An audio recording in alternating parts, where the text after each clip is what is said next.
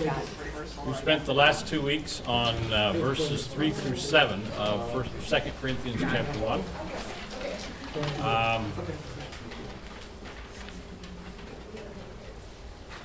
By way of reminder,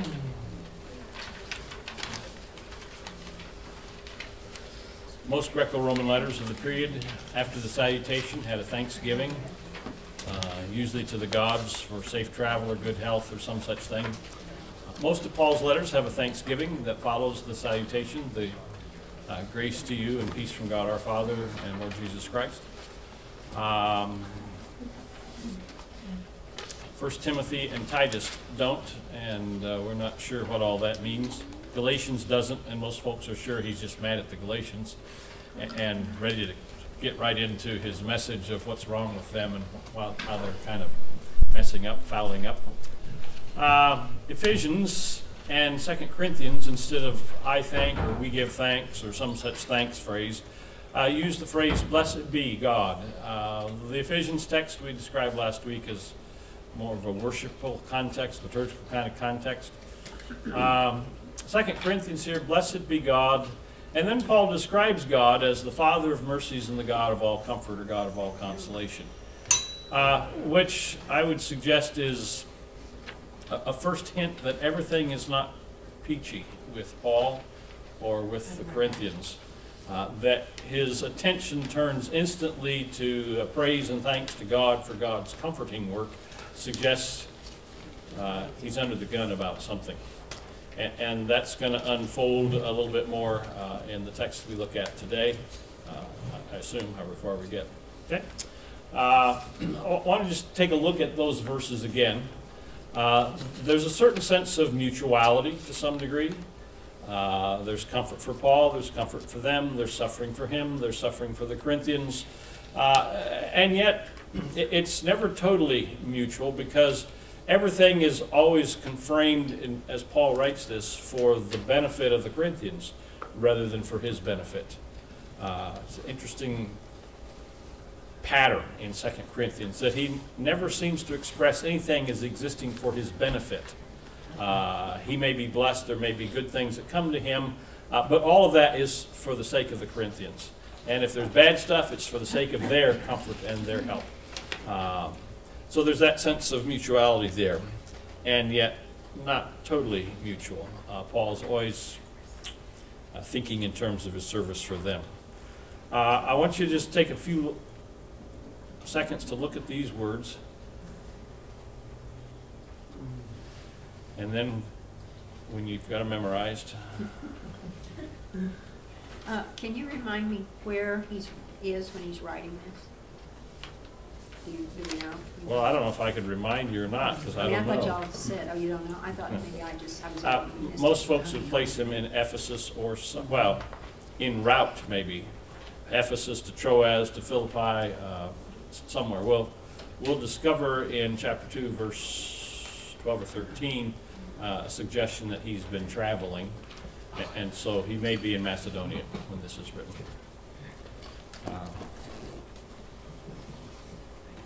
It is generally placed in the context of what traditional scholarship has kind of outlined Paul's career out of the book of Acts, as described in Acts, in terms of 4 missionary journeys, which isn't quite fair because the 4th one's just a big taken prisoner from Caesarea to Rome. But this would be in the context of the 3rd missionary journey, which finds him primarily based, according to Acts, out of Ephesus. But there's enough in his letters that we know he makes forays out to other places, short trips, I guess you'd call them. Oh, I just read this week about I can't pronounce the other word, the other name for it, Dalmatia. Illyricum? Where do we know where that fits in the... No. It's just aggravating as all get out. They didn't give us a better itinerary. And it's one of the reminders that particularly evangelicals are just, we take Acts at face value, and so we try to fit Paul's letters into it, which is just stuff that doesn't fit. For example, he talks about Illyricum in Rome and in Romans, indicating he's been that far, but there's no mention of Acts that ever puts him near Illyricum. So that would have been up near It's, Philippi. well, no, Illyricum and Dalmatia would be old-fashioned for those, you would know this, you're old enough. Old Yugoslavia. Now, where it fits in Serbia, Croatia, and all those kinds of things, I'm not sure now, but it would be on the Adriatic Sea, and, well, let me see. Right across from Rome. How far a walk would it have been from Corinth? From Corinth? Right. A long walk. It's north of Corinth, though, isn't it, on that same coast? All right, Corinth is right there. Right. Okay, there's Oh, Dalmatia it's that and far Illyricum up there. Macedonia, I would guess the border between Achaia and Macedonia might be a tad higher than they seem to portray it there. There you are. Okay. That's a substantial piece of time, then. Yeah, but we don't know if he's going anywhere near up there at this point. We will learn that he leaves Ephesus, goes up to Troas about here, and then heads over to Philippi. Well, he's on the journey from Troas to Philippi, and apparently meets Titus in Philippi. That'll be chapter 2 of this letter. Okay? All right. I assume you've got this one memorized now. Someone read verses 8 through 11 out loud for us then. I'll start with a goofy question as soon as you've read it. Okay? So someone read it out loud for us. We do not want you to be unaware, brothers and sisters, of the affliction we experienced in Asia. For we were so utterly, unbearably crushed that we despaired of life itself. Indeed, we felt that we had received the sentence of death, so that we would rely not on ourselves, but on God, who raises the dead. He who rescued us from so deadly a peril will continue to rescue us. On him we have set our hope that he will rescue us again, as you also joined in helping us by your prayers, so that many will give thanks on our behalf for the blessing granted us through the prayers of many. Okay. The new RSV makes this a new paragraph. Should they have? Or should this just be part of the paragraph that starts 3 through 7? It's your chance to be a critic of the editors.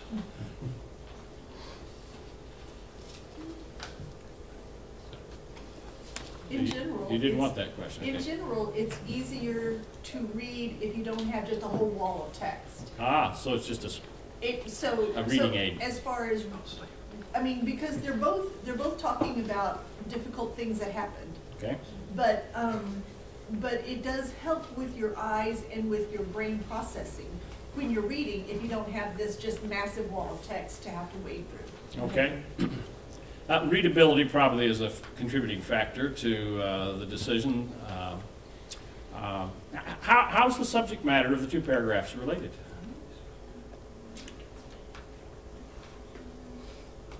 It talks about affliction in both. Okay.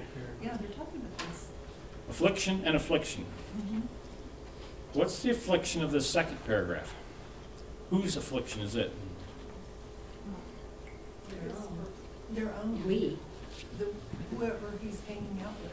Yeah. That's her. Yeah, we're back to this problem of who the we in 2 Corinthians is. I don't think it's we including them, and I think you're going to get sick of my Paul and his apostolic band, because you'll think of it in terms of music groups. But Paul and his team, that's what I put in the lesson. Paul and his team, whoever that is, Titus, Timothy, Luke, maybe some of those folks. And whatever it was bad. Okay, it's pretty bad. In 3 through 7, whose was the affliction? Both authorial team and the audience, the Corinthians. And in a certain sense, 3 through 7 is more general, and this becomes more specific. This is the example. I would have put a paragraph there. Okay? David? Well, what is affliction? I mean, in the sense of, we're talking physical affliction, we're talking emotional affliction. We left it pretty open last week so that we could fit any of our problems under the same umbrella. Yeah. And I think last week I talked about my understanding of this word in Greek is pressure, which has a range of possibilities there. I mean, This we're is- not saying this is specifically physical. It does not say that it was a physical issue, could have been, Yeah. but it doesn't really say, it doesn't say that as such. Is that Yeah, right? it is kind of funny. We'll kind of go through it a little bit verse by verse in a moment. Jenny, and then I'll go. Well, the Amplified in verse 10 does draw into danger and destruction and draws to himself over here in verse 10. Okay? And in this, it's definitely a new paragraph because now he's telling him, hey, you haven't gone through anything. We have gone through this, so we can relate to you in very good things. Because when I testify to people and I, am talking to them, I bring out my transparency so that they don't feel like they're too creepy to come to Christ. Okay? Okay? Elbow? Can you follow up on creepy? Pardon? Never mind. I think you mentioned that Titus was part of his Uh-huh. group. And he speaks of this unbearably crushed, we despaired of life itself. On our work and witness trip, we went to Albania. We visited the port city. There was a big amphitheater there. And they said that Titus was murdered in that amphitheater. So may have been some of this, Paul thought he was under the sentence of death. Okay? Now, I'm guessing that Titus was later than where 2 Corinthians is, but kind of easy for us to forget the price of martyrdom Yeah. that occurred more than once in the first century and still continues in many places of the world today. I'm not fussing about paragraphs because there's also a clue. This is the body of the letter, beginning in verse 8, which means 3 through 7 was the Thanksgiving section, though he used "blessed be" rather than Thanksgiving. This is the body. When did I start teaching? 35 years ago, I think, 34, I went to my first Society of Biblical Literature meeting and heard a fellow by the name of John White lecturing on Paul's letter form, the form that we talked a little bit about. And he called them body openings, which earned him a lot of verbal abuse. And the next year I went to the meeting, he says, I've been working on this another year, and I know you don't like my term body openings, but I haven't figured out what to call it. But what he identified was about 6 or 7 phrases that were characteristically used to open the body of a letter in Greco-Roman letters. And he studied several hundred, we'd call them secular letters. And they used one of these 7 phrases. One of them is, I do not want you to be ignorant. Or this translation, I do not want you to be unaware. That's a common opening to the body of a letter in the Greco-Roman world, which in a sense makes sense. Why do you write a letter? To fill them in. Well, in part, you want to inform them of some new development or some new circumstance or something they've missed out on. So it makes sense that you would begin the body of a letter with an expression like, I do not want you to be ignorant, or I do not want you to be unaware, because I'm telling you this now to inform you. Another one is, I'm amazed, which incidentally is how the body of Galatians opens. I'm amazed that. Why would a letter begin with something like that? It's high passion, that's for sure. Okay?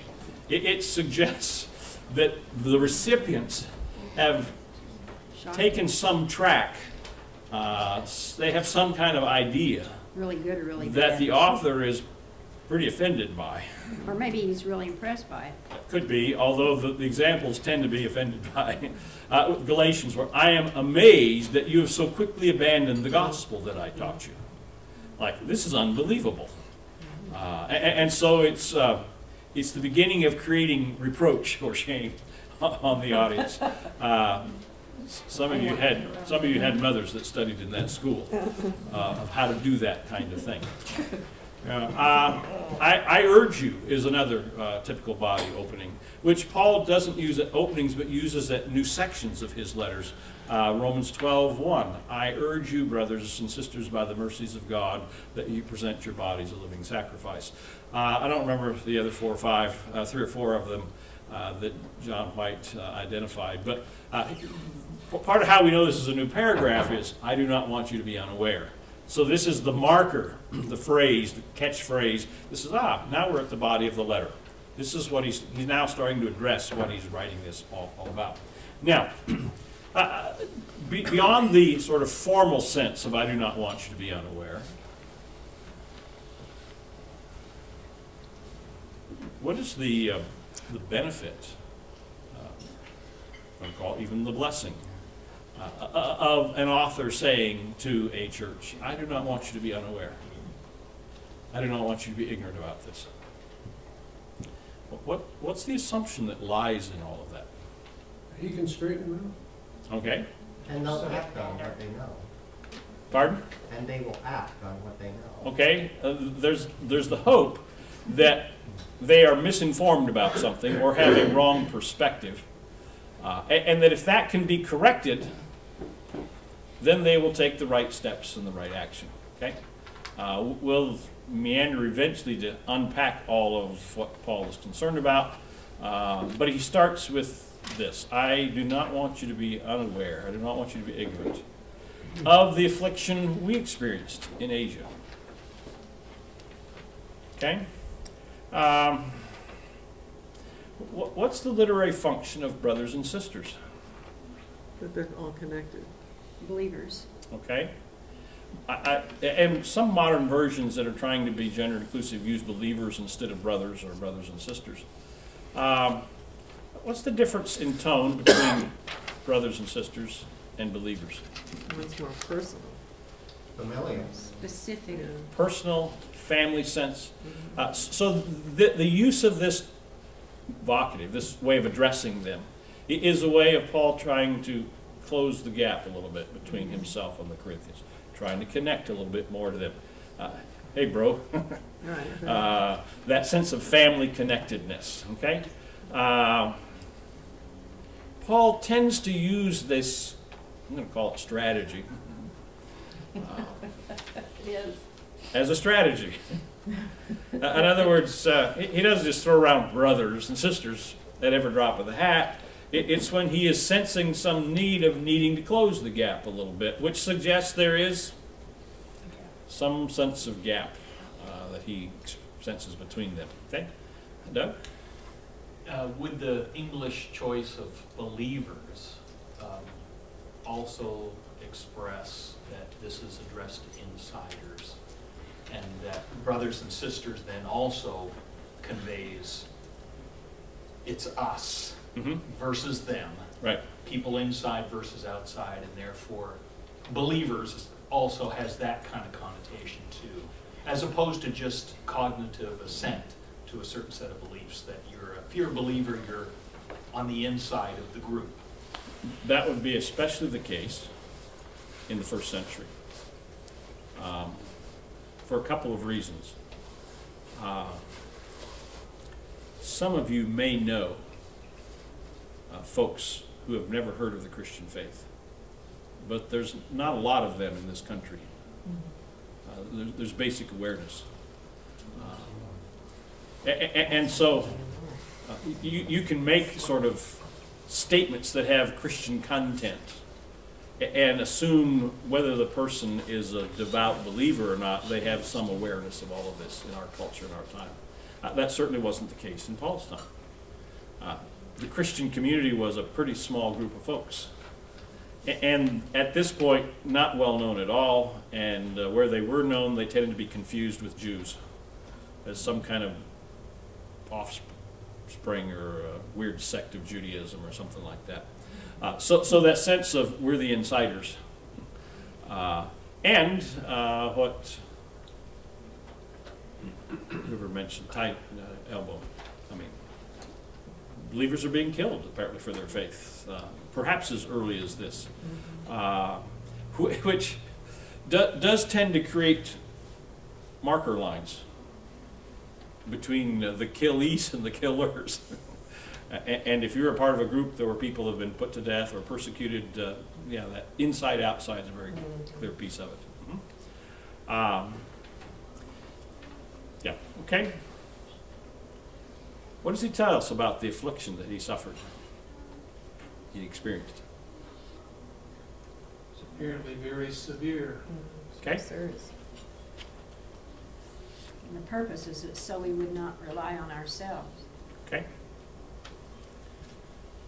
We were so utterly, unbearably crushed that we despaired of life itself.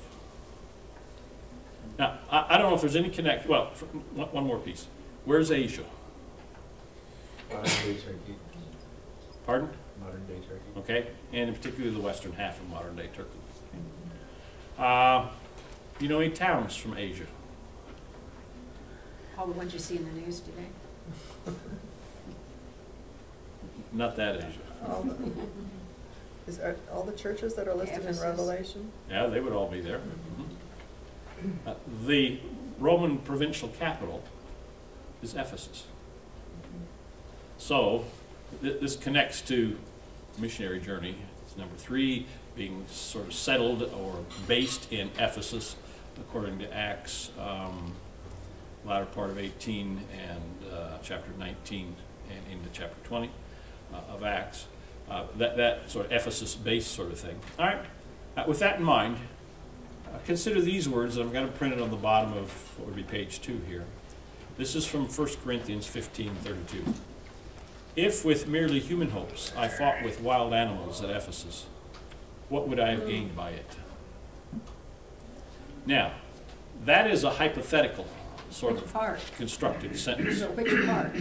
which, if with merely human hopes I fought with wild animals in Ephesus. Does that mean that if he'd only had human hopes when he fought? Because That's part of the question. It's an ambiguous structure of it in the Greek sentence. But the implication is of either theoretically or actually of facing wild beasts, being thrown in the like a coliseum and wild animals set loose on him, which was a form of entertainment in the Roman Empire, to watch prisoners and people that you didn't like being chewed up and killed by hungry wild animals. So we don't know if this really happened in 1 Corinthians 15. His point is, why would he ever do that if he didn't believe in the resurrection? Well, the reason he would do that is he didn't have any choice.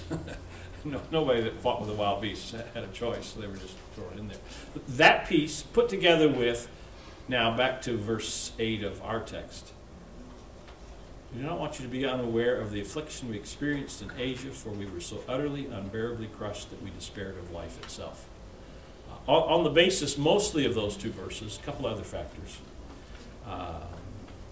A number of scholars in the mid-20th century assumed Paul was in prison in Ephesus for some time, and perhaps even was under some form of persecution, not just imprisonment, but perhaps tortured or exposed to the wild beasts, and somehow survived all of that. Don't know. It is one of those places where Acts says nothing about any imprisonment in Ephesus, but some of the other pieces, when you start trying to put all the pieces of Paul's letters and his life together, it certainly would fit okay there. When we get to chapter 11, he will talk about being in prison more than once. And if you follow the chronology of Acts, all he's been in prison in Acts is half a night in Philippi before the hymn sing broke with joy open. So that doesn't sound like imprisonments. so that Anyway. would include Caesarea. Pardon? Those That's still to come. Okay. That's in the future. Okay? So we don't know if he's in prison, but something pretty terrible happens to him, right? Now, it's interesting. How does he describe its impact on him?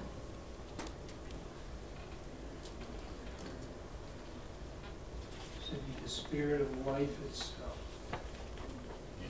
Is that typical language for Paul?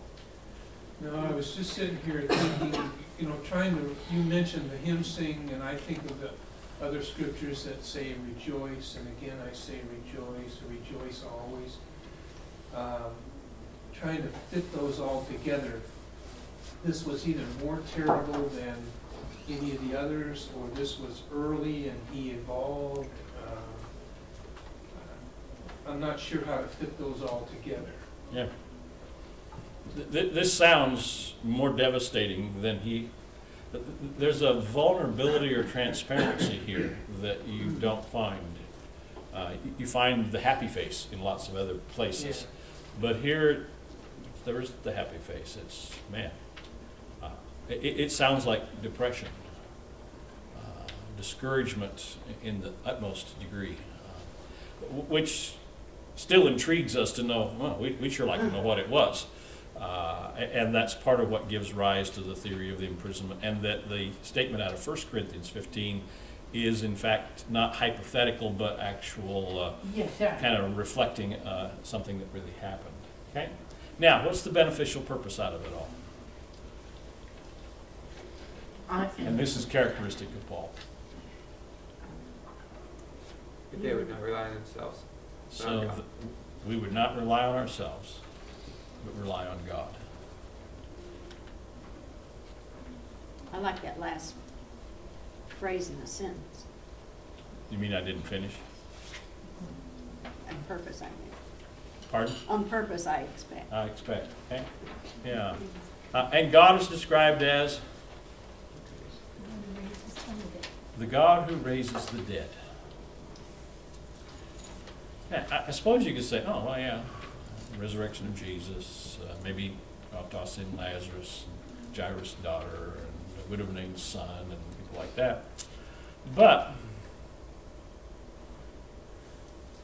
I think there's more than just data of, yeah, God has raised a couple people so far. What is the significance of death for people? You don't need to testify too overtly, but what does death mean for us? Life's over. A gain of heaven. We have that hope. It's interesting how rarely Paul talks about that piece, mostly just resurrection. Pardon, Dorothy? It's the end of existence as we know it. Yeah. Everything that we know is done. It's unknown. And it is in our minds sometimes we would argue the case, but about the worst thing that can happen to a person. So, if you deal with the God who raises the dead, what else does that say? Nothing is impossible. Yeah. None of the stuff that would happen to us is reason for ultimate fear or despair, despite what he's just said. He's despaired of life himself.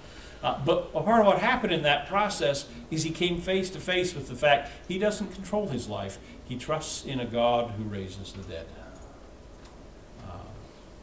Which means whatever the problems that are happening with the Corinthians, they're solvable. Because we're dealing with a God who Raises the dead. So you've got bunions on your toes.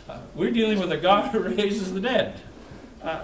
So your life is falling apart in economically or some other way, relationally. We're dealing with a God who raises the dead. Who brings life where there is no life. And so that, it's one of the most powerful expressions I think you find. It is far more powerful than the Father of all mercies and the God of all comfort. It is the God who raises the dead, which means there is no human circumstance that is beyond hope when we deal with a God who raises the dead. Mark? You know, I'm really glad that Paul gave us insight here that, you know, he faced severe trials, that he despaired of life itself, because so often we do focus on kind of the happy side, but if you look at biblical history, there was lots of despairing for life itself. You know, it took God a long time to fulfill his promises to Abraham. then the people were in exile. And so, I mean, faith is a choice that once made makes a difference. I think today too many people want the difference to be made and then they'll believe, but that doesn't seem to be the biblical pattern. Precisely. Yeah. Thank you for the nice tie back to our, how many years we were in Genesis. And part of our conclusion is that sense of delayed fulfillment that faith had to trust for hundreds of years. And for a variety of reasons, I'm sure I don't know all of them. I don't even know if I know any of them. Our culture, our Christian culture, wants to instantly grab to the good piece of it, to the final outcome, the resurrection, to heaven, or whatever we want. We want to go there immediately, without going through the process of the suffering and the affliction and the patient endurance of things that you find Paul describing here. Neville? This idea of Paul wanting them to focus on the power of God. It seems like it's a reoccurring theme. I just remember the first chapter of Ephesians where Paul says, every time I think of you, I remember you in my prayers, and I pray that you will understand the power that is available to you through Christ. It is the power that raised Christ from the dead. And why would he have to pray for them to remember that? They were human. Yeah, it's easy to forget when you've got delay in the fulfillment. It's easy to forget when you're despairing of life itself. And a part of the function of Paul's letters, part of the function of Christian fellowship and worship, coming together, is to remind ourselves of not just the power of God in its raw powerness, but the power of God to accomplish his mission and goal, his will in our lives, to bring good. And the power of God ultimately to defeat sin and death by means of the resurrection. And that's a part of the reason we're here today and not yesterday. Because every Sunday, I think our pastor said that last week, every Sunday is a little Easter. The fact that we meet on Sunday is a reminder of the resurrection. And if we don't remember that, in a certain sense, we betray our Sunday gathering to remember the resurrection. Because, as some of you know, it's easy to forget that sometimes when you're up to your neck in alligators. You just sort of feel overwhelmed by all that's going on that's not good and happy. And there's just Paul, in the midst of something that caused him to despair of life itself, said, but this is coming about, so I trust in God who raises the dead. Yeah. There's another reason for communion too. Uh-huh. To keep us reminded of that. Yeah. In fact, in 1 Corinthians 11, Paul says the eating of the bread is to do this to bring to living memory again Christ's body, and the cup is to bring to living memory again, to re-experience again the bloodshed for us. Okay? I'll take a quick look at verse 10. Key word in verse 10. Rescued. Rescued. Appears 3 times. Starts with past tense, he who rescued us, then has 2 futures. Sort of. He will continue to rescue us. We've set our hope that he will rescue us again. Some scribe, after a couple hundred years, just felt like Paul missed a shot here by going past, future, future. And so there are some manuscripts that have present tense for the middle one. And the continue is the new RSVs trying to keep their foot in both pieces of water there of manuscripts that have a present and the manuscripts that have a future. So that I think if you were to look at there's a way to check this out. That's why I do this. Yeah, King James, who delivered us, past tense, and doth deliver, does deliver, present tense, and will yet to deliver, future tense. So that the versions that came on the Byzantine textual tradition have past, present, and future. Best, oldest manuscripts have past, future, future. Yes, Mark? You know, I kind of wondered when I first heard that, why I didn't just use perfect tense? But God delivered us at some point in the past and is continuing to deliver us and will continue to deliver us, is way less powerful than reminding us that God delivered us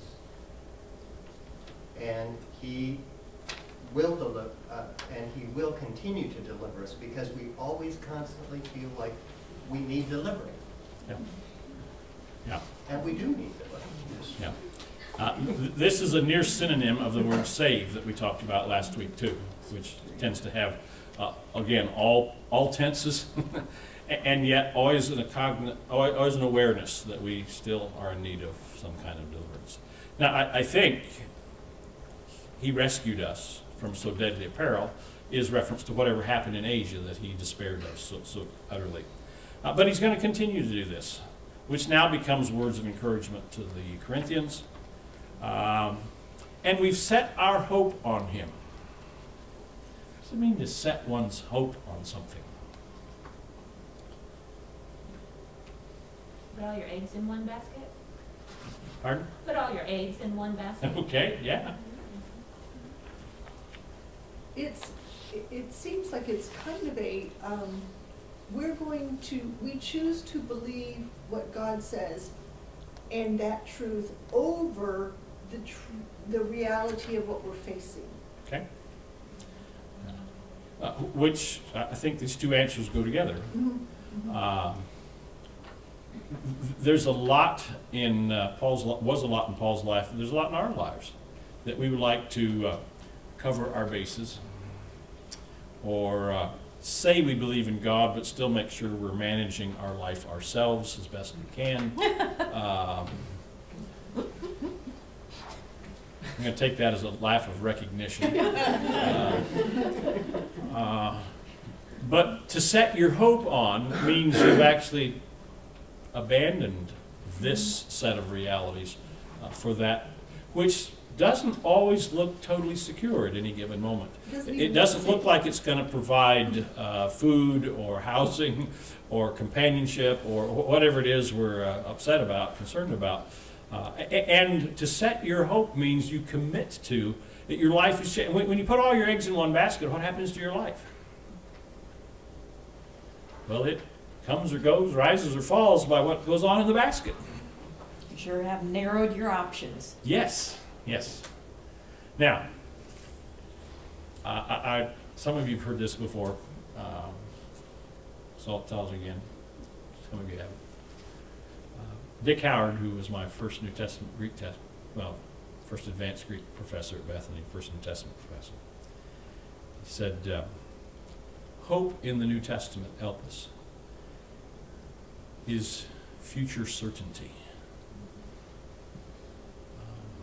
He said, now, some of you birds come to me after a test and say, man, I hope I passed your test. You didn't study at all. You didn't have a clue what was on it. That's not hope. He says that's wishful thinking. New Testament hope is certainty in the future. So it's putting all of the eggs in the basket. So we have set our hope on the fact that God will intervene and rescue us when? Now and later. Yeah, whenever. And continuously. Yeah. Whatever that need is, then we know that we have a rescuing God. Yep. It's also a reminder that any of the virtues, love, joy, hope, they all need an object. That is, so hope isn't just sort of like something we inherently have in a fuzzy sort of non-directional way. Hope is always directed towards something or someone. So the question then is, if not God, then what? Well, then we're into wishful thinking. Because the hope in the New Testament is always directed toward resurrection. being raised from the dead. And it's always based on God. And the confidence that God has promised this, God has already done this. Paul will say in several places that the resurrection of Christ, well, this is 1 Corinthians 15, it is the first fruit. It's the down payment. It's step one in a 2 or 3 step sequence. And the fact that step one is done in the resurrection of Christ, step 2, our resurrection, is assured. Is trying to mix up a Spanish word in here. I'll say good enough. Yeah. Okay? Yeah, good point. Well, where does verse 11 come in? How does it fit?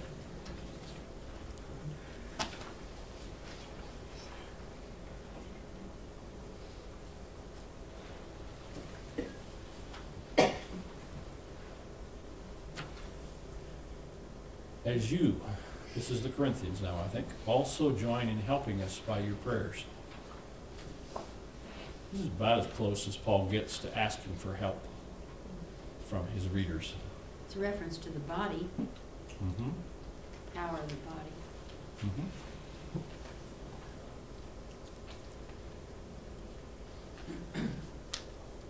And it's interesting, and it doesn't say your prayers and your donations.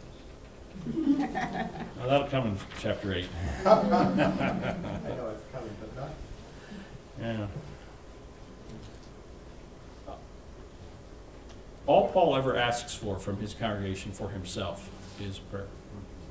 The donation he'll ask for in chapter 8 is for the poor in Jerusalem. And join in helping. And the Greek word is work together with us in prayer, which is a fascinating sort of word. It doesn't appear in English, but when you put the word work in there about prayer, prayer is envisioned by Paul as work.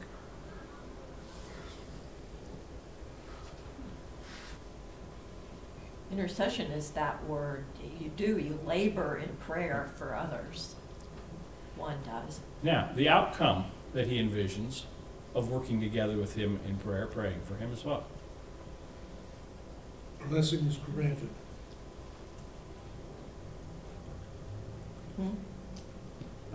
So many will give thanks. That's the second level. First level is what? Many will give thanks. Many will give thanks. It seems to be his goal of the mutual thing is people giving thanks together, which is interesting. He didn't even do thanks in verse 3 through 7. He did the eulogatos, blessed be, but thanks is still not far from his mind. And they are giving thanks for what? Then the blessings granted and the blessings given. And what's the role of many?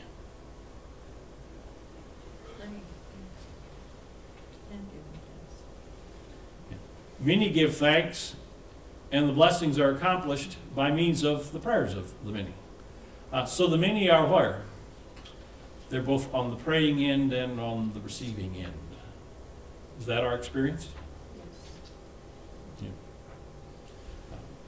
This sentence is one of the most convoluted ones of the Greek text. That was a word I was going to think of. Convoluted. But it is thanksgiving abounds through the prayers of many, so that an abundance of blessing will come through the prayers of the many. Yeah, that's part of the reason we spend the time we do at the beginning of class in prayer.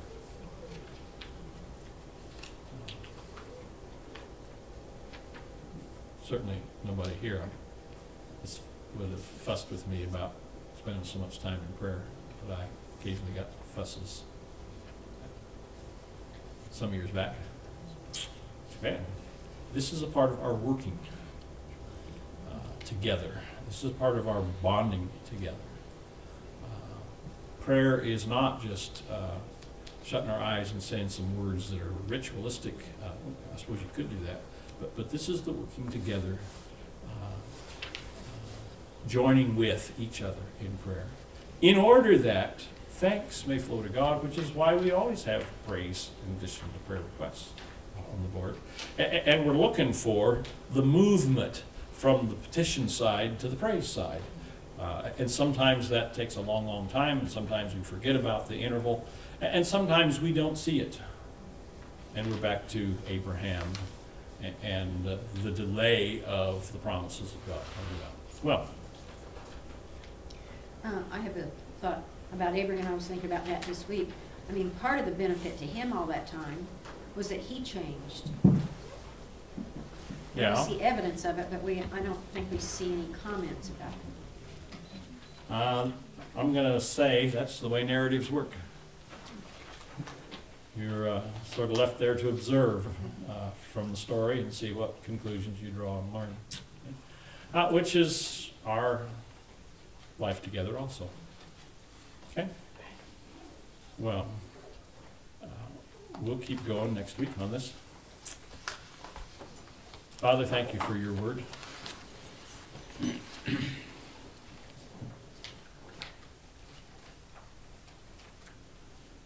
We sometimes think that whatever we're going through is utterly, unbearably crushing to us. Sometimes we despair of life itself. Thank you for the reminder that God is at work, that you are at work through and in past circumstances, and that you seek us to put our confidence in you and not in ourselves. I thank you that that is not a private process alone. It's personal, but it's not private. It's corporate. It's part of the body. It's part of this community. And thank you for the privilege we have of working together in prayer with each other, with you, with the church at large. And I pray that thanksgiving will flow from us, from the world to you, in gratitude for your many blessings that have been accomplished, not through our prayers, but through you as we've worked with you in prayer. I pray even that to be true in the service of worship that now comes. In Christ's name, amen.